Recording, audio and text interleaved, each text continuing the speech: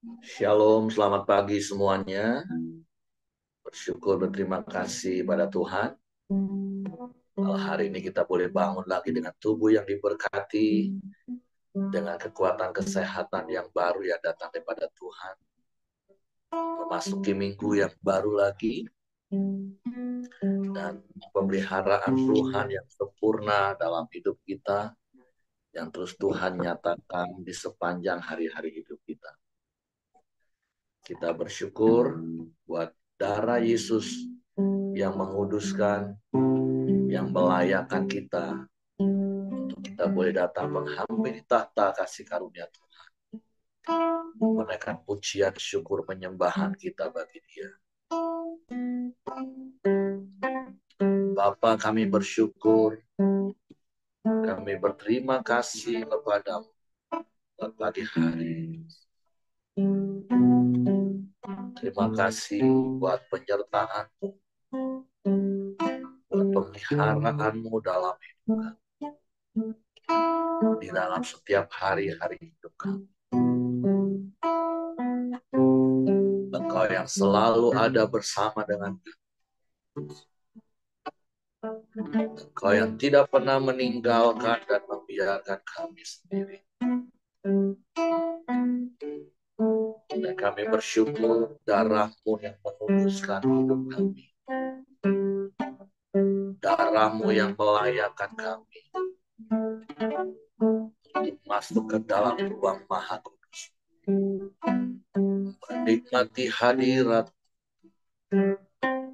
di sepanjang hari-hari. Kami bersyukur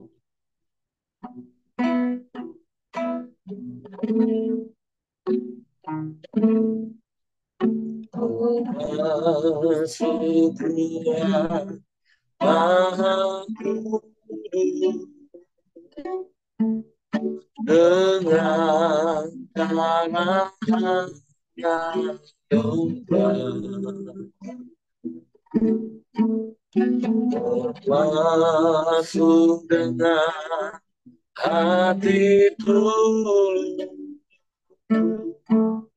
menyembah yang maha kuasa.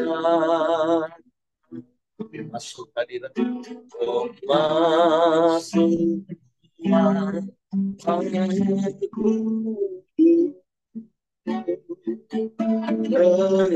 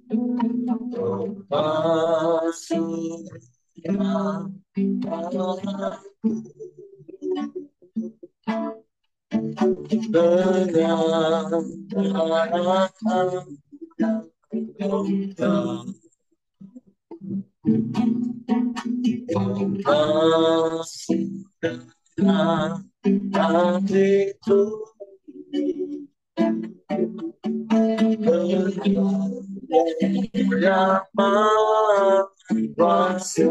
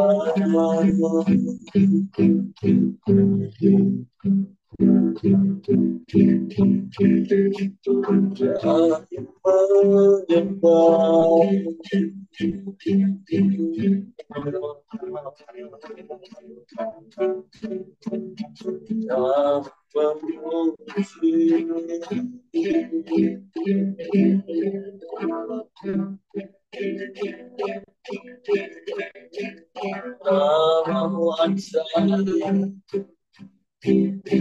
namamu berkuasa, bukti di surga.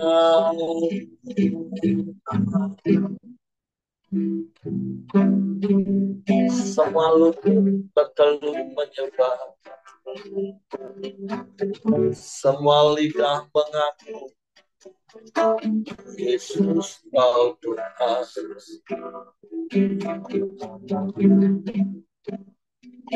Engkau Tuhan di atas segala Tuhan. Engkau Allah di atas segala Allah.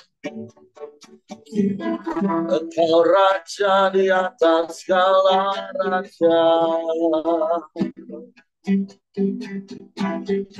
Kami sembah.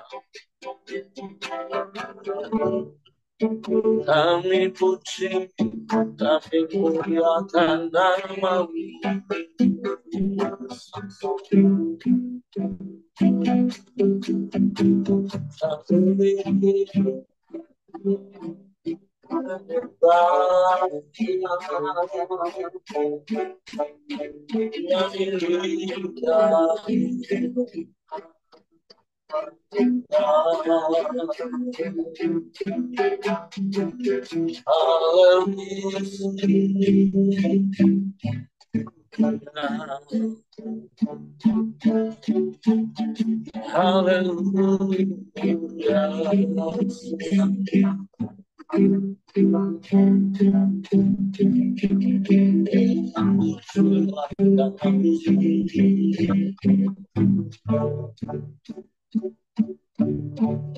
Terpujilah nama-Mu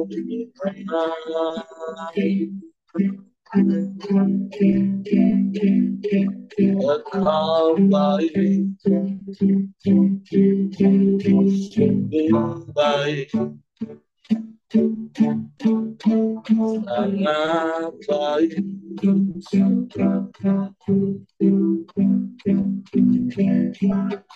Tiada yang seperti-Mu Tuhan, tiada yang lain hanya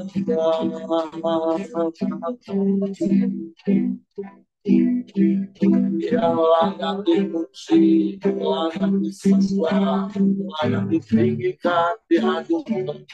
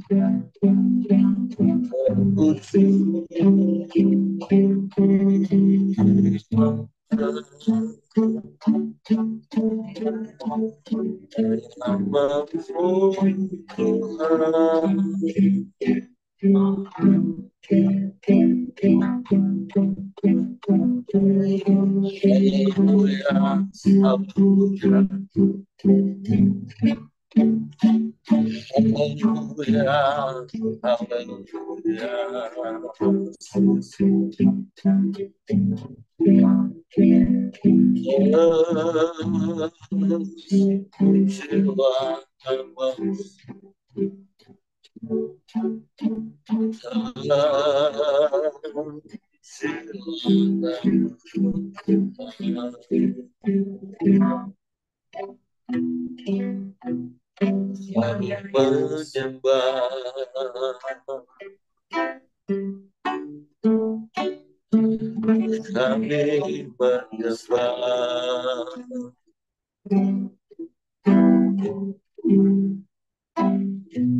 Sebab tidak ada yang lain selain Engkau. Tidak ada yang sama seperti-Mu. Engkau satu-satunya penolong yang ajaib, Allah yang dahsyat, Allah yang hebat, Allah yang luar biasa. Kami puji,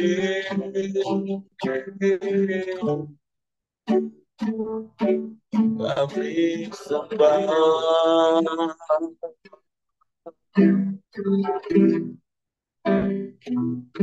Allah yang ajaib, Allah yang luar biasa, Allah yang sanggup melakukan segala perkara.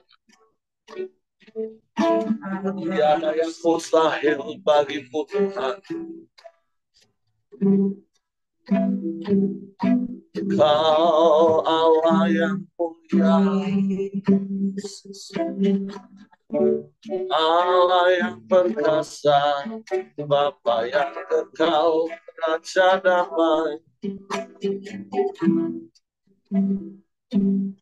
Engkau yang berkuasa di bumi di surga. Engkau yang berdaulat atas seluruh hidup kami. Engkau yang menetapkan segala masa.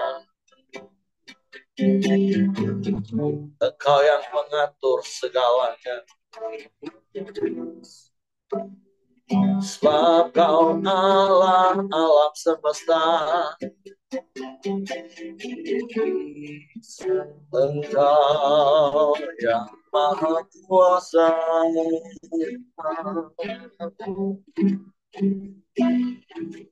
Engkau satu-satunya dan tidak ada yang lain. Tidak ada yang sama seperti. Oh,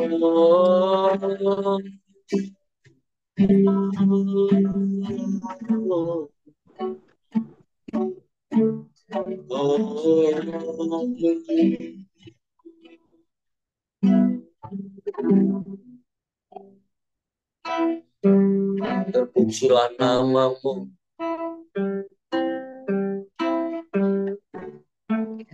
Terpujilah nama Tuhan.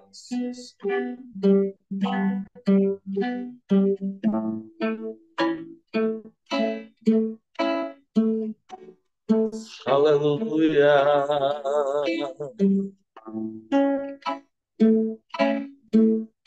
Kami menyembah. Sebab Engkaulah tempat perlindungan yang teguh bagi Engkau gunung batu keselamatan kami.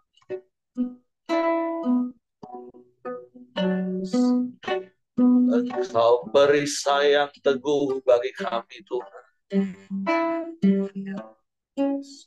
Kami aman di dalam-Mu, kami aman di dalam-Mu.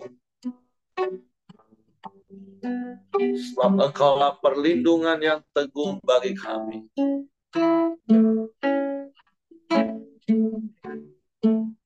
Haleluya.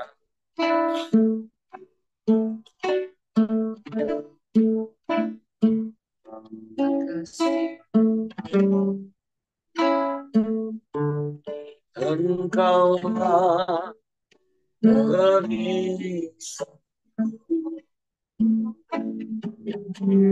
saat badai menerbangi. Janji-Mu di dalam-Mu, tenaga jiwaku, ku kan berdiri di tengah badai dengan kekuatan yang Kau berikan. Sampai kapanpun yang bertahan, karena Yesus selalu berubah hidupku.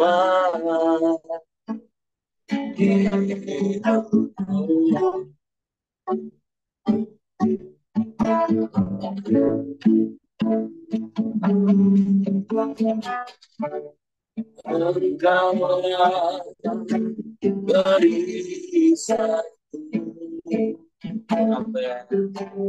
saat badai menyatakan firman-Mu, tidak segarkan jiwa, segarkan jiwaku, bukan bertahan, bukan bertahan dalam kemungkinan. dengan kekuatan yang kau berikan, sampai kapan kita tergoyahkan, yang menggoyahkan. Pada Yesus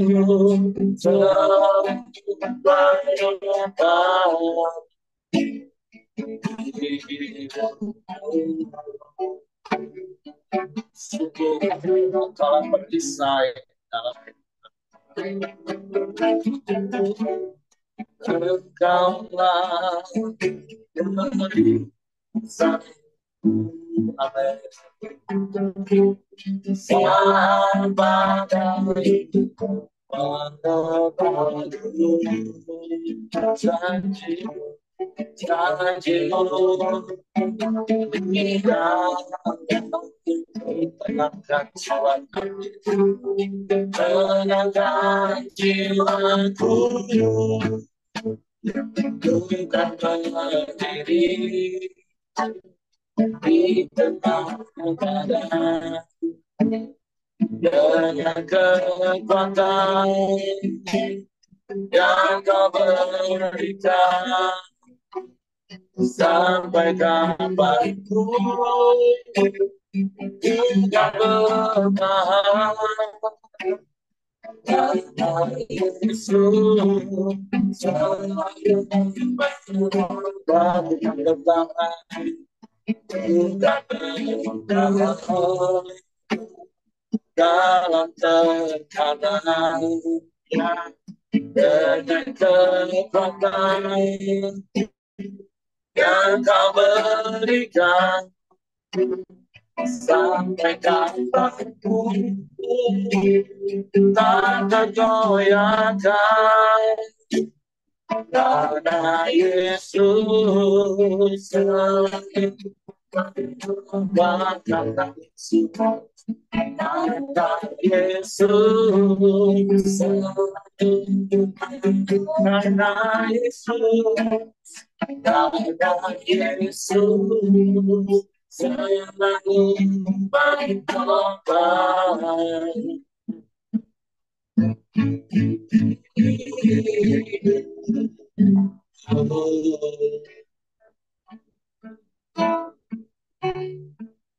Ya, hanya karena Engkau Yesus satu-satunya yang menopang kami tetap kuat dan kami ada sampai hari ini. Sebab itu tidak ada yang dapat kami banggakan dan kami sombong. Dan kalau kami ada hari ini, semua hanya karena anugerah. Bukan karena kuat gagah kami, tapi karena Engkau yang menopang dan menjaga ini. Hingga kami tetap kuat dan kami aman sampai hari ini. Dan biarlah firman-Mu yang terus menyegarkan jiwa kami. Biarlah firman-Mu yang terus menenangkan hati kami. Sebab itu pagi hari kami siapkan hati kami untuk firman. Roh Kudus tolong kami untuk kami dapat memahami firman, sehingga kami percaya dan kami melakukan firman. Dalam nama Yesus kami sambut firman pagi ini. Haleluya. Amin.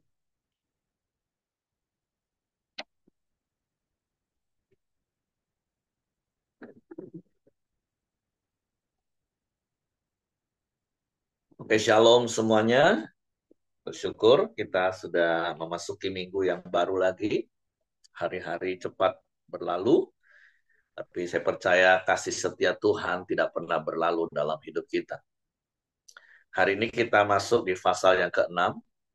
Setelah kemarin di pasal yang ke-5 kita belajar bagaimana Tuhan menggambarkan Israel itu seperti kebun anggur, dan setiap pengusaha kebun anggur sudah sewajarlah sewajarnya lah menantikan dan mengharapkan buah yang manis dari pohon yang ditanam.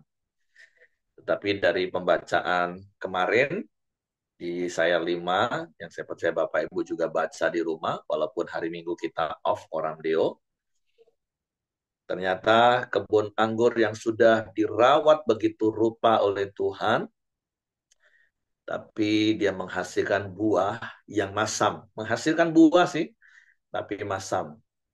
Nah, jadi sama seperti fokus kita sepanjang tahun yang lalu, Tuhan juga menanti-nantikan buah dalam hidup kita, dan buah itu tetap. Artinya buah itu sampai pada kekekalan. Dan kalau bicara tentang buah, sekali lagi itu bicara tentang buah pertobatan, berbicara tentang karakter kita yang semakin hari semakin serupa dengan Kristus, karena kuasa Roh Kudus dan firman yang terus bekerja dalam hidup kita, sehingga hidup kita bukan hanya sekedar menguasai firman, tetapi hidup kita sungguh-sungguh dikuasai oleh firman, kita faham, kita tunduk, kita taat kepada apa yang firman Tuhan katakan, dan kita lakukan. Dan berkali-kali saya katakan, ketika kita melakukan firman, maka otomatis hidup kita pasti akan mengalami perubahan. Nah, buah yang kedua adalah buah pelayanan, dan yang ketiga adalah buah jiwa-jiwa. Dan sepanjang tahun ini, fokus yang Tuhan beri untuk kita, secara khusus Pelita Community, adalah menghasilkan buah jiwa-jiwa. Dan untuk menghasilkan buah jiwa-jiwa, maka seperti fokus kita tahun ini, maka kita harus menabur baik waktu, baik doa, tenaga, pikiran, bahkan uang kita tentunya. Menaburnya tentu dengan sukacita. Dan firman Tuhan berjanji, ketika kita melakukan semua hal itu dengan sukacita, maka percayalah, ketika kita menabur, pasti akan tiba waktu untuk menuai. Jadi, biarlah sepanjang tahun ini, sembari karakter kita semakin berubah seperti Kristus, kita semakin giat melayani Tuhan, maka secara khusus, biarlah setiap kita berdoa, minta kepada Tuhan, supaya di tahun ini ada jiwa-jiwa yang kita menangkan. Dimulai dari keluarga kita. Mungkin itu orang tua kita yang belum percaya Yesus. Mereka yang sedang menuju kepada kebinasaan. Itu saudara kita, adik, kakak kita mungkin.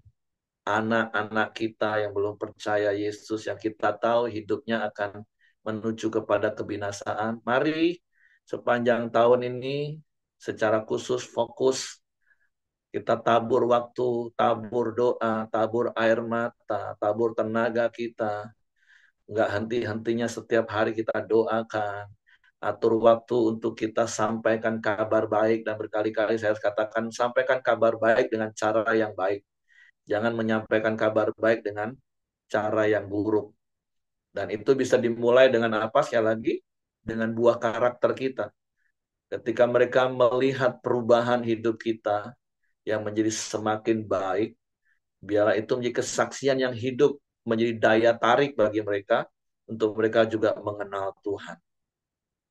Jadi, mari menghasilkan buah, karena itu yang dinanti-nantikan Tuhan.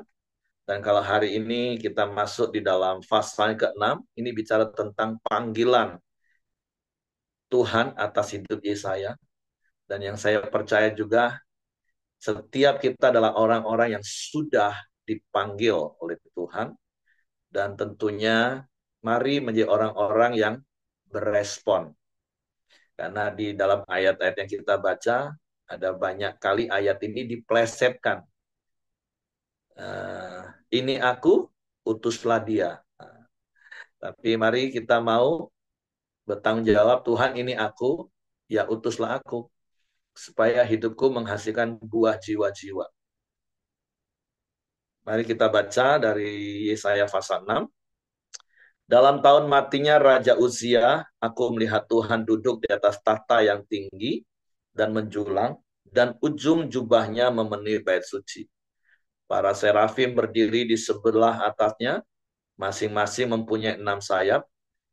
2 sayap dipakai untuk menutupi muka mereka, 2 sayap dipakai untuk menutupi kaki mereka, dan 2 sayap dipakai untuk melayang-layang. Dan mereka berseru seorang kepada seorang, katanya, Kudus, kudus, kuduslah Tuhan semesta alam, seluruh bumi penuh kemuliaannya.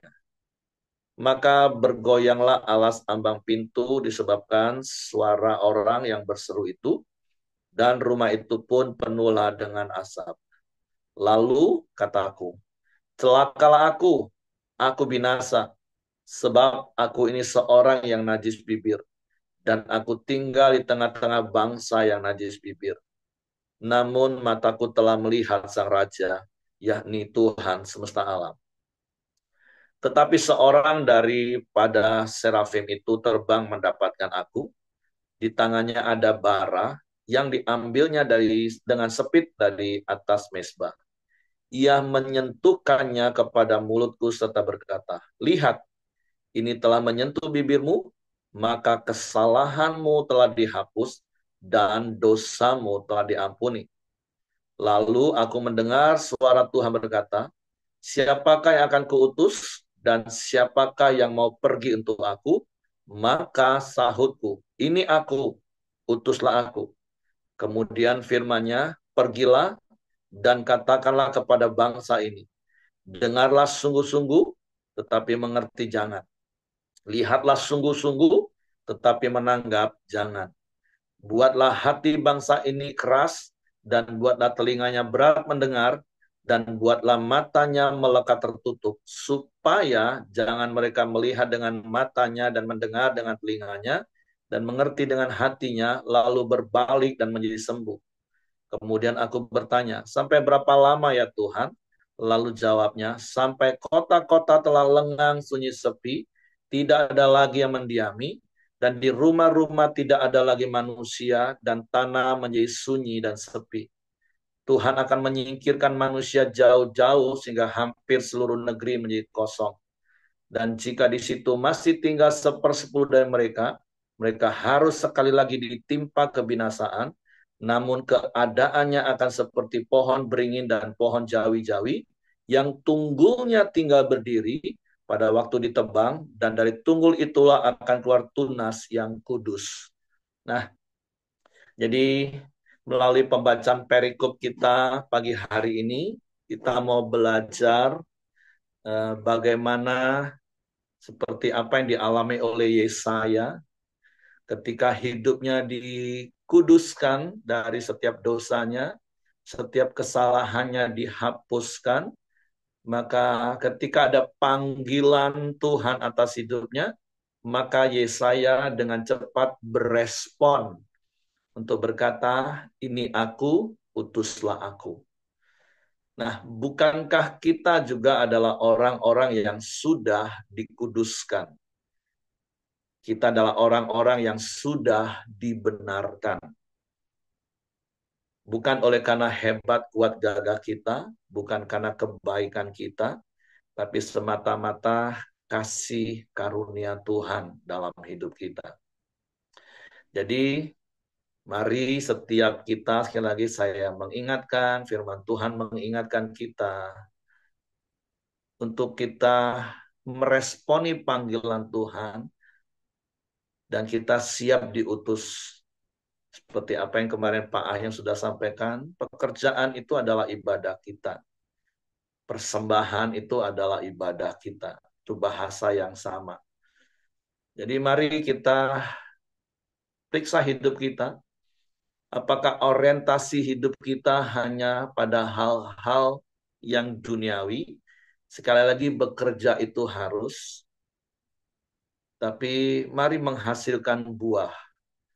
Baik itu buah karakter yang semakin berubah, buah pelayanan, dan buah jiwa-jiwa. Jadi, apapun yang kita kerjakan, biarlah orientasinya adalah untuk kerajaan Allah.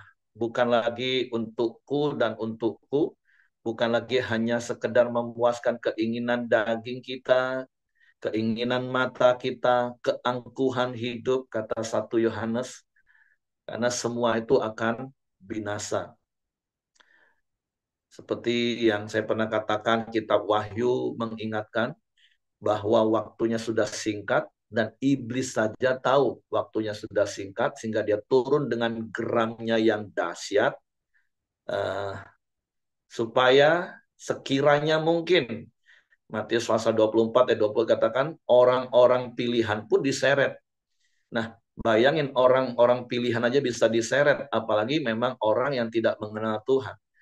Jadi mari kita berlaku seperti kitab Yudas, kita mau merebut mereka yang mau menuju kepada kebinasaan, kita rebut untuk mereka akhirnya diselamatkan dan masuk dalam kerajaan Allah seperti apa yang sudah kita alami.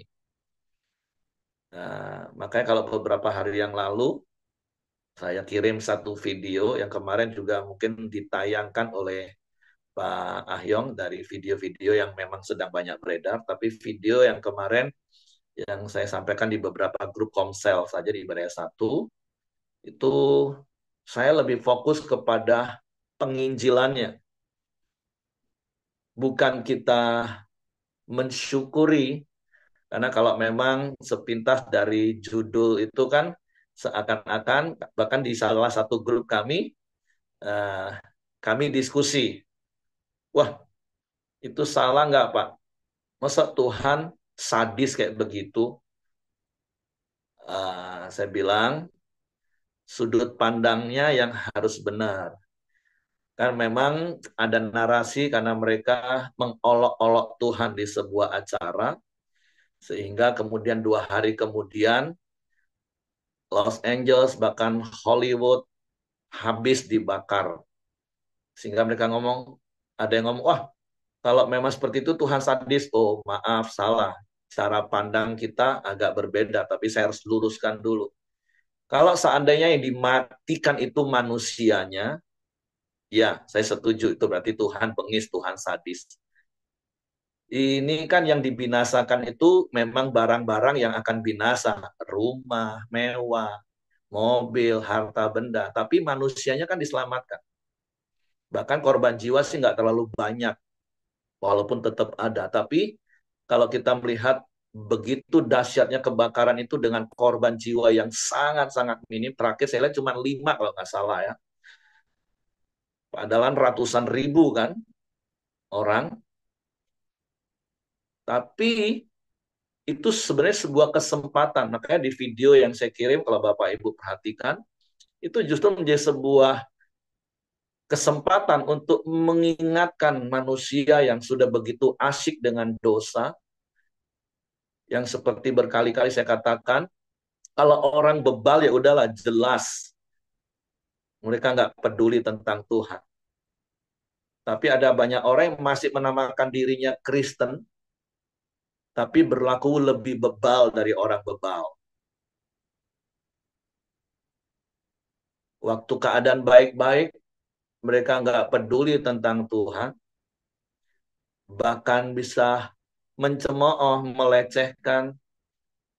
Tapi ketika ada waktu kesukaran, kesulitan tiba, mereka bisa teriak-teriak cari Tuhan. Ya masih syukur-syukur sih mereka punya kesempatan untuk bertobat. Masalahnya ada nggak orang yang mengingatkan? Nah, di video yang saya kirim itu ada orang yang memang sengaja menggali, mengingatkan. Akhirnya menantang orang-orang yang dia kunjungin, dia samperin itu untuk kembali percaya Yesus, terima Yesus sungguh-sungguh. Nah, jadi saya katakan di diskusi kami, jadi jangan berpikir, oh Tuhan kok sadis, kalau buat dosa langsung disikat. Ingat, anak yang saya katakan, anak yang bandel itu perlu didisiplin, bukan dibunuh anaknya.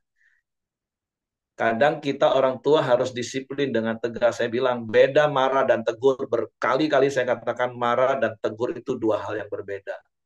Kalau marah itu kan karena ego kita yang tersentuh, sehingga kita emosi, kita lepas kendali, kita pukulin anak, kita hajar anak.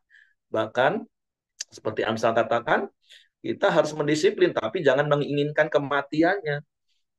Nah, itu yang dilakukan Tuhan hari-hari yang saya katakan. Jangan seperti ya psikologi modern lah. Anak nggak bisa dibentak, anak nggak boleh gini. Akhirnya apa? Melahirkan anak-anak yang lemah, lebay, maaf, bahkan kurang ajar. Kan contoh-contoh kecil lah. Memang kita generasi X lah rata-rata di sini.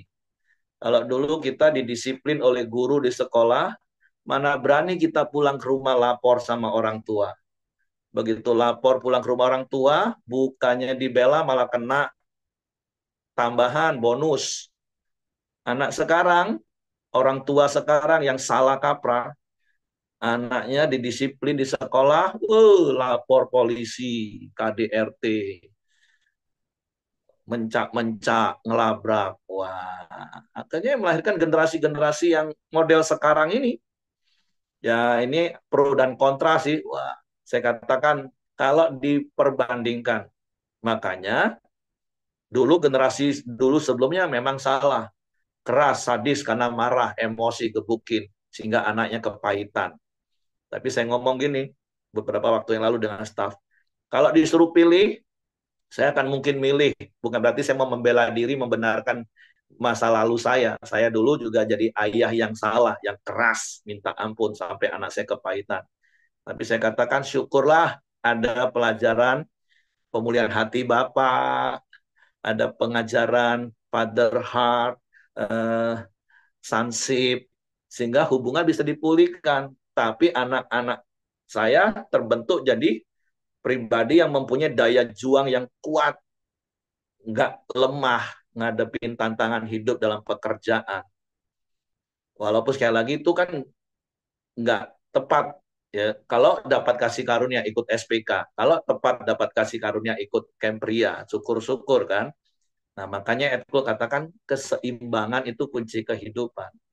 Makanya bedakan antara marah dan tegur. Kalau marah itu karena kita emosi, karena ego kita tersinggung, karena kita merasa nggak dihargai sebagai orang tua, kita nggak dihargai sebagai pimpinan, bos, kita marah-marah. Nah, itu salah. Tapi kalau kita orang tua, kita pemimpin, kita mendidik anak kita, mendidik karyawan kita, kalau mereka salah, ya ditegur. Mulai dari teguran yang ringan, teguran sedang, sampai teguran yang keras. Tapi tujuannya untuk kebaikan dia. Bahkan kalau anak-anak 0 sampai 7 tahun ya pakai tongkat kasih. Amsal firman Tuhan yang ajar. Tapi jangan mengingini kebinasaannya kata firman Tuhan. Anak zaman sekarang orang tua pikir dia sayang kepada anak. Padahal itu sedang menjerumuskan anaknya. Seperti beberapa waktu yang lalu saya katakan. Hari-hari ini yang disalahkan siapa? HP. Padahal yang salah bukan HP, yang salah jelas-jelas 100% orang tuanya yang malas. Orang tuanya yang nggak mau tahan telinga dengar anak nangis. Tapi seakan-akan anak itu korban dari HP. Lah yang punya, yang beliin HP siapa? Yang punya HP siapa? Yang ngasih HP siapa? Anaknya apalagi kalau pakai babysitter, anaknya mana boleh disentuh. Nah, bisa berkali-kali babysitter mungkin yang dipecat dan di ini kalau anaknya sampai lecet sedikit. Kita dulu bukan cuma lecet, benjol kanan kiri. Nah, tapi itulah kembali sudut pandang modern ini. Makanya kemarin waktu diskusi, wah Tuhan itu sadis. Terus saya bilang, anak kalau udah dikasih makanan atau dikasih mainan dan kemudian dia akhirnya lebih asik dengan makanan, dengan mainannya, kalau ayat-ayat yang berikutnya kan kita baca tadi kan, Tuhan binasakan. Tentu sekali lagi dibinasakan bukan manusianya ya. Karena ayat yang terakhir jelas katakan seperti tunggul pohon yang ditebang. Tuhan nggak matiin loh. Tuhan nggak matiin manusianya.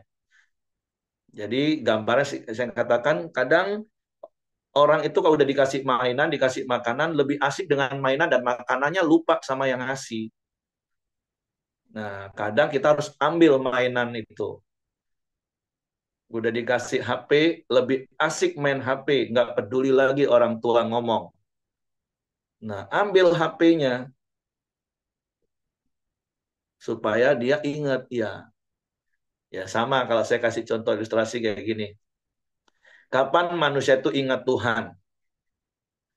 Gambarannya sederhana. Kalau seandainya dari langit, dari surga itu dijatuhkan emas atau uang, apa yang akan dilakukan orang?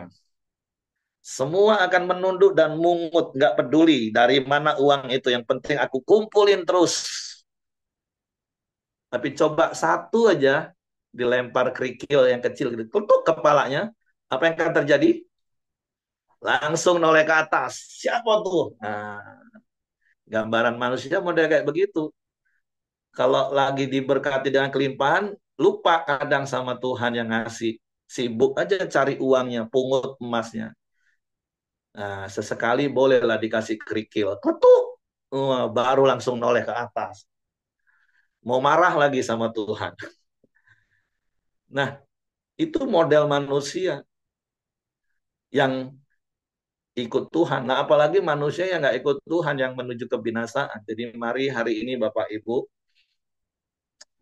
gunakan setiap waktu dan kesempatan untuk kita menabur dengan sukacita untuk orang-orang yang kita tahu akan menuju kepada kebinasaan. Makanya memang kalau di pelajaran-pelajaran penginjilan-penginjilan ya momen terbaik untuk kita sampaikan kabar baik ya waktu manusia itu ngalami nasib buruk, keadaan buruk maksud saya. Waktu sakit, waktu susah. Karena kadang manusia kalau lagi banyak uang, lagi keadaannya baik-baik, kita ngomong tentang Tuhan, mereka bisa bantah. Tapi sekali lagi, bukan berarti kita doakan supaya orang-orang yang kita mau Injil itu ngalami susah dulu. Bukan itu Bapak Ibu. Tapi gunakan setiap waktu dan kesempatan. Apalagi kalau yang saya katakan itu keluarga kita, orang dekat kita yang memang kita sudah biasa ngomong, kan lebih mudah ngomongnya. Yang penting dari sisi kita, mau nggak sediakan waktu, sediakan tenaga, sediakan kesempatan untuk sampaikan kabar baik itu. Waktunya sudah singkat. Jadi dari sisi kita, mari kita yang sudah ditebus, sudah dikuduskan, kita bisa berkata kepada Tuhan, ini aku, utus aku Tuhan. Nah, terus kalau dari sisi manusia secara umum, percayalah Tuhan itu tetap penuh kasih karunia. Sekali lagi kejadian di Los Angeles, mau dikait-kaitkan, kan yang kemarin yang diskusi di grup kami itu, wah inilah pendeta, selalu mengkait-kaitkan hal seperti itu. Ya terlepaslah mungkin secara alam memang cuacanya panas, anginnya kenceng, berbagai macam keadaan ya terserahlah. Tapi bukankah memang kita perlu berdoa untuk negara-negara yang dulunya kekristenannya begitu luar biasa, mengirim para misionaris, tapi generasi sekarang meninggalkan Tuhan. Di Asia, Korea, dulu begitu booming tahun 80-an. Wah, kekristenan benar-benar luar biasa. Tapi bagaimana sekarang? Dan jangan-jangan juga Indonesia. Tapi saya berdoa dan kita berdoa, mari seperti apa yang firman Tuhan. Nanti di Yesaya kita akan lihat bahwa dari timur itu akan kembali kepada Yerusalem. Dan banyak para penafsir katakan timur itu bicara Indonesia. Nanti di kitab Yesaya kita juga akan temukan dari negara yang banyak pulau-pulaunya. Itu juga bicara tentang Indonesia.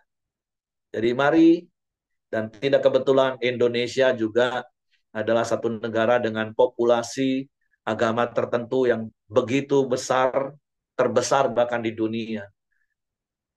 Jadi bersyukurlah kita ditempatkan di Indonesia, Bapak Ibu. Bersyukur.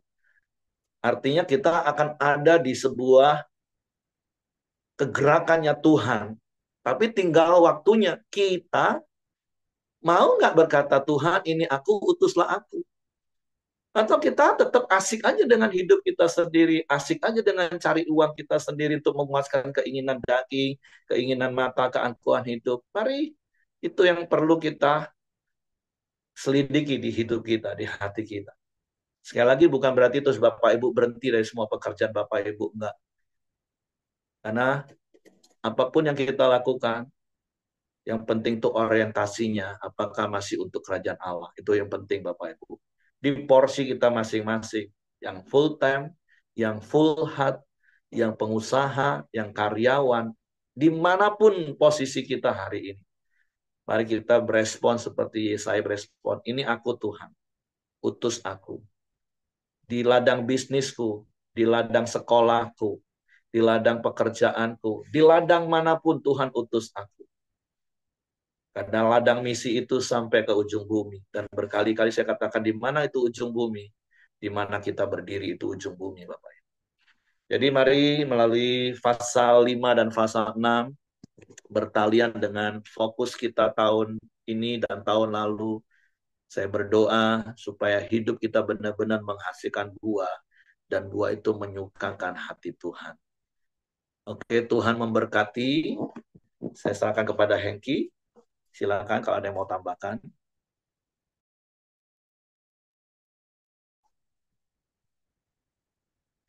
Ya, terima kasih semuanya. Mari kita masuk dalam doa syafaat kita di pagi hari ini.